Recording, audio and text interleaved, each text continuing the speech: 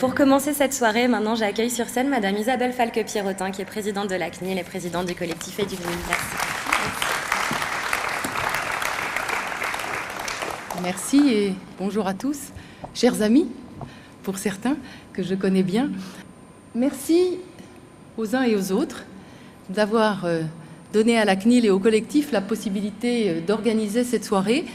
L'année dernière, nous étions à la Gaîté Lyrique, qui était déjà un lieu très très beau.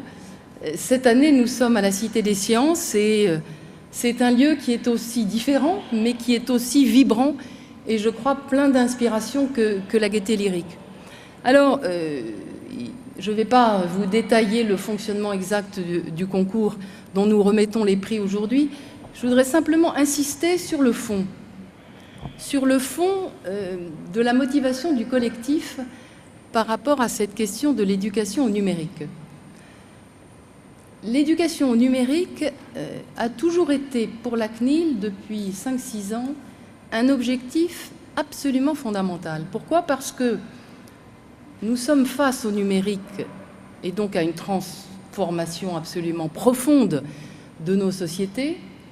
Bien sûr que les régulateurs, les législateurs ont un rôle à jouer, mais je dirais que le premier régulateur, c'est l'individu.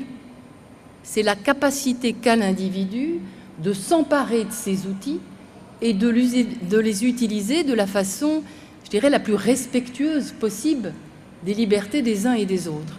Donc c'est pour cette raison qu'à la CNIL, nous avons considéré l'éducation au numérique comme notre premier objectif.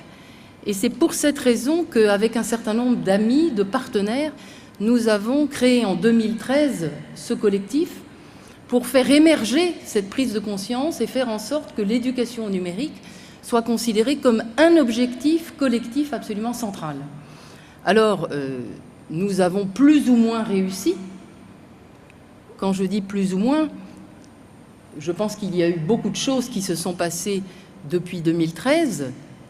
Roxane Varza, qui est avec nous, en témoignera encore plus directement que moi.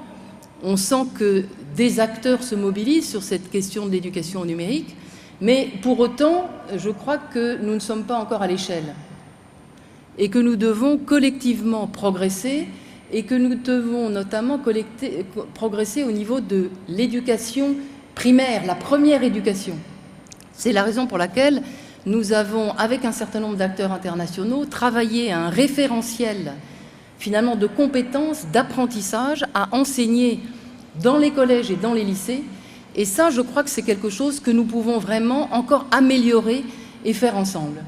Alors, évidemment, les trophées EduCNUM, c'est un moyen pour nous d'illustrer cette volonté, cette détermination sur cette priorité à l'éducation au numérique. C'est la 3e édition. C'est une édition qui, cette année encore, est particulièrement riche, puisque je crois que nous avons eu une vingtaine de projets, 6 présélectionnés, et vous allez le voir, 2 projets ex aequo. Et les 2 projets montrent un petit peu ce qui fait la spécificité de notre concours, c'est que finalement, nous nous adressons à des étudiants entre 18 et 26 ans, mais finalement, ce que nous pouvons primer, ce peut être une application, quelque chose de numérique, comme ça peut être quelque chose qui vient de l'analogique, qui vient, entre guillemets, de l'ancien monde.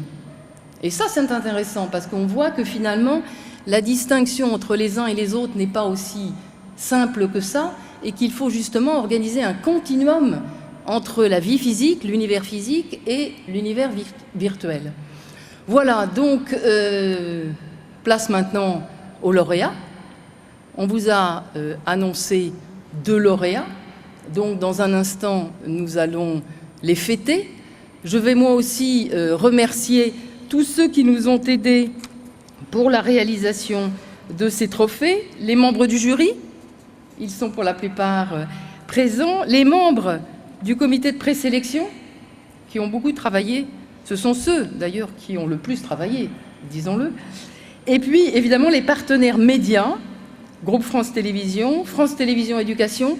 France Télévisions d'ailleurs cette année fait un cadeau particulièrement aux lauréats, puisqu'ils vont pouvoir avoir une visite de France Télévisions et ils vont pouvoir, un peu à la carte, se faire présenter ou participer à ce qui les intéresse le plus au sein de France Télévisions. Donc ça, je crois que c'est très intéressant. Et puis, effectivement, je veux remercier les partenaires financiers du collectif, AXA Prévention. C'est grâce à AXA que les lauréats vont avoir une dotation financière qui n'est pas négligeable, puisqu'il s'agit de 5 000 euros pour chaque trophée. La Fondation SNCF, Génération Numérique, PEP et l'association Pascaline. Donc tous ces partenaires, qu'ils soient chaleureusement remerciés par la CNIL et évidemment par tous ceux qui se sont présentés à ce trophée. Mais avant de donner le palmarès, je voudrais inviter Roxane Varza à me rejoindre ici. Je crois que ce n'est pas la peine que je la présente. Roxane Varza, qui est donc la directrice de la station F. Elle va nous expliquer ce que station F, mais je crois qu'elle illustre mieux que quiconque justement cette mobilisation sur les questions d'éducation. Et encore une fois, je crois que, vous savez, souvent on dit, lorsqu'il y a un problème, il faut créer une commission, ou lorsqu'on ne sait pas résoudre un problème, il faut faire de la pédagogie. On dit souvent ça. Je crois que c'est faux. Je crois que c'est faux, que la pédagogie, et plus exactement la constitution de citoyens numériques qui soient éveillés, qui soient indociles, c'est-à-dire qui aient la possibilité de s'emparer de tous ces outils, mais en même temps d'en faire la contestation. C'est très important d'en faire la contestation. Ça permet en permanence, finalement, de remettre en cause un certain nombre de fondamentaux, et je crois que c'est ça qui est la base de la démocratie et qui est la base, justement, d'une société numérique qui serait une société un peu mature.